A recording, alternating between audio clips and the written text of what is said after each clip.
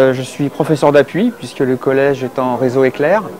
Et dans mes missions, on retrouve la partie informatique.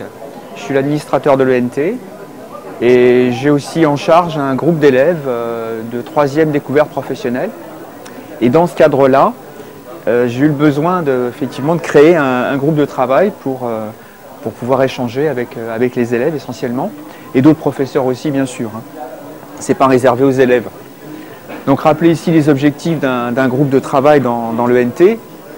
Alors essentiellement, effectivement, c'est un lieu fait pour échanger des documents à la base, des informations, placer des liens. Enfin, il y a toute une série de possibilités que je vais développer juste après. Alors quelques exemples réels qui sont effectivement existants dans le collège. Donc un projet qui est mené par quelques professeurs avec un groupe d'élèves, une classe entière par exemple. Ça peut être intéressant de créer un groupe. Un autre exemple concret aussi, c'est l'ensemble des membres du conseil d'administration qui ont besoin d'échanger des documents, des informations. Donc dans ce cas-là, créer un groupe de travail pour ces membres-là. Puisqu'on retrouve tout le monde, les parents, les élèves, et ça n'existe absolument pas dans l'ENT. Autrement que par le biais des groupes de travail. Une équipe éducative d'une classe, par exemple. L'équipe de professeurs d'une discipline aussi, qui aurait besoin de mettre en commun des documents et des informations. Et puis aussi, on peut avoir un groupe d'élèves sur une ou plusieurs classes qui sont regroupées dans une option. Et là, évidemment, ça complique les choses. Donc le biais du groupe de travail est vraiment très bien fait pour ça. Donc là, juste un exemple, le mien. Je fais partie de plusieurs groupes de travail. Alors ce qui est intéressant de voir, c'est qu'on a le nom, bien sûr, le nom du groupe, le responsable, c'est-à-dire celui ou celle qui l'a créé. Bon là, vous voyez que j'en ai créé un seul, puisque je suis là. Les autres, je suis membre, mais seulement membre. Alors, comme j'ai 2 rôles dans l'établissement, je triche un peu. Comme je suis aussi l'admin, donc en fait, ceux-là aussi, je les ai créés. Donc celui qui crée le groupe est aussi l'administrateur du groupe. Il en est entièrement responsable, il le gère. On va le voir après. Alors je détaille un groupe, celui-là, qui s'appelle 3e DP. C'est le groupe que j'ai créé pour pouvoir travailler avec mes élèves. Ça, c'est son contenu. Bon, rien d'extraordinaire, on a des informations, essentiellement des documents mis en commun, qu'on organise comme n'importe quel lecteur, des fichiers, on crée des dossiers, ça fonctionne bien. Et puis rajouter aussi des liens. Il y a d'autres possibilités aussi, mais là que je n'ai pas activé pour ce groupe-là. Donc voilà, pour cet exemple concret. Ensuite, pour créer un groupe, on retrouve ça dans le menu. Donc ça, c'est l'ENT du Val d'Oise. La présentation de l'ENT 95, puisqu'elle n'est pas forcément la même partout. Donc dans le menu, on a effectivement les espaces collaboratifs. Et à l'intérieur, n'importe quel membre du personnel de l'établissement peut créer un groupe de travail. Évidemment. Pas les élèves, pas les parents. Donc ça nous donne cette fiche-là, qu'il faut juste renseigner. Donc donner un nom visible, parlant, une petite description, les dates, on peut en mettre ou pas. On n'est pas obligé de mettre une date de fin, par exemple. Comme ça, le groupe, au moins, il perdure d'une année sur l'autre. Ou alors le fermer à la fin de l'année scolaire, par exemple. Tout est possible. Et puis ensuite, effectivement, bien choisir les modules qui sont utiles au groupe.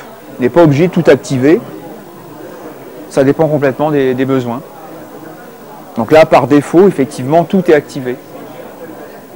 Donc il faut décocher.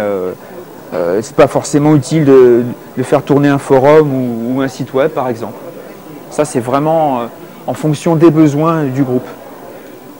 Et puis, bien sûr, enregistrer, ce qui est toujours le cas dans l'ENT, la petite chose à ne pas oublier. Ensuite, il y a l'étape suivante, effectivement, là on est content, on a un groupe, c'est bien, mais il est vide. presque vide, il y a juste le créateur du groupe. On se sent un peu seul. Donc ensuite, il faut ajouter bien sûr les membres et bien les choisir. Donc après, à l'intérieur du menu du groupe, il y a effectivement ces deux entrées-là. La partie membres, où on a la liste, au moins ça, avec la possibilité d'écrire un mail à un membre ou plusieurs. Et puis surtout, la partie administration, qui se détaille comme ça. Donc la liste des membres, fixer la liste, et puis surtout aussi, ce qui est un petit peu plus long et compliqué, c'est de jouer sur les droits de chaque profil. S'il y a besoin, parce qu'ils ont forcément à la base tous des droits par défaut. Mais on peut avoir besoin de les modifier.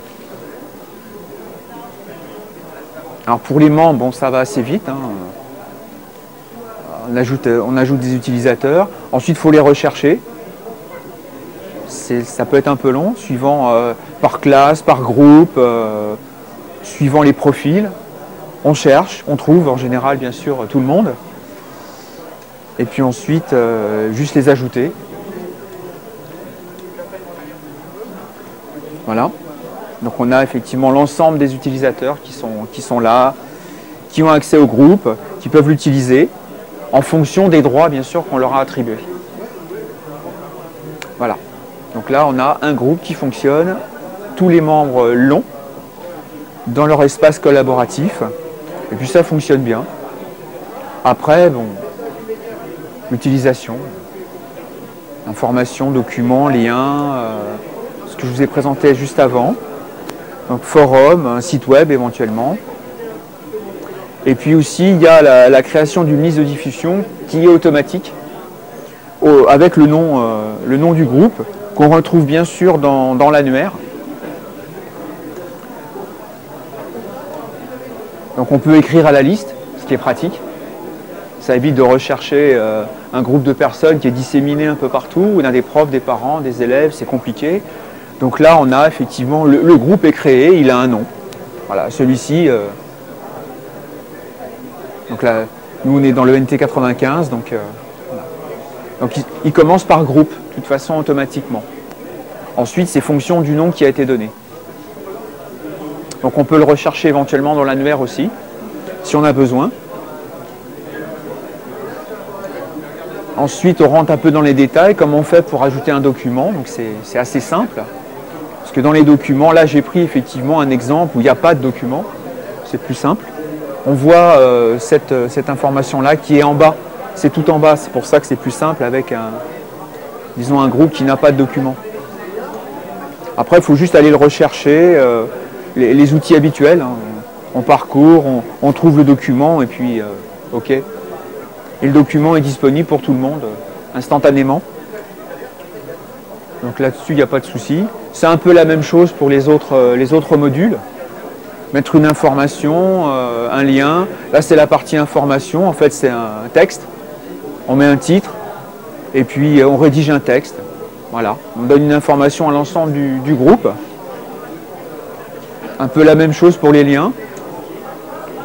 Là, il faut juste renseigner l'adresse, une description qui apparaît en clair pour tout le monde, et puis éventuellement ajouter des remarques si c'est utile. Donc ça, c'est assez rapide à utiliser et ça fait gagner du temps. Après, on a la partie un peu plus compliquée qui concerne donc les droits des différents utilisateurs. Alors par défaut, il y en a. Donc on peut très bien fonctionner avec ce qui est déjà fait, mais parfois il y a des petits problèmes par rapport, par exemple, par rapport aux élèves. C'est pour ça que je l'ai mis là, qui au départ, curieusement, n'ont pas le droit d'ajouter des documents. C'est bizarre. Mais bon, voilà, c'est comme ça, il faut le savoir. Donc il faut penser éventuellement à au moins cocher ajout, modification si on veut.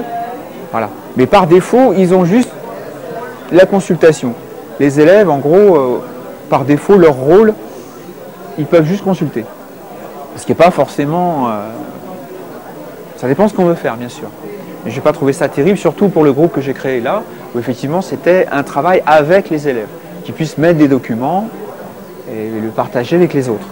Et il ne pouvait pas ajouter, donc c'est vraiment dommage. La suppression, fortement déconseillée évidemment. Ils ne suppriment pas, même si le document n'est pas le bon, c'est pas grave, on le fait à leur place. Il vaut mieux ne pas le cocher celui-là. Par expérience, c'est préférable. Ensuite enregistrer bien sûr, comme d'habitude, à ne pas oublier. Pour finir, un petit rappel sur ce qu'est un groupe de travail et surtout à quoi il sert. Donc c'est essentiellement un espace d'échange. S'il n'y a pas besoin d'échange, il n'y a pas de raison valable de créer un groupe de travail. Donc c'est bien le responsable qui est administrateur, entièrement responsable. Il choisit les membres, il gère complètement. C'est pas l'administrateur de l'ENT qui a ce rôle-là. Voilà, ça fait un peu de décharge, c'est très bien.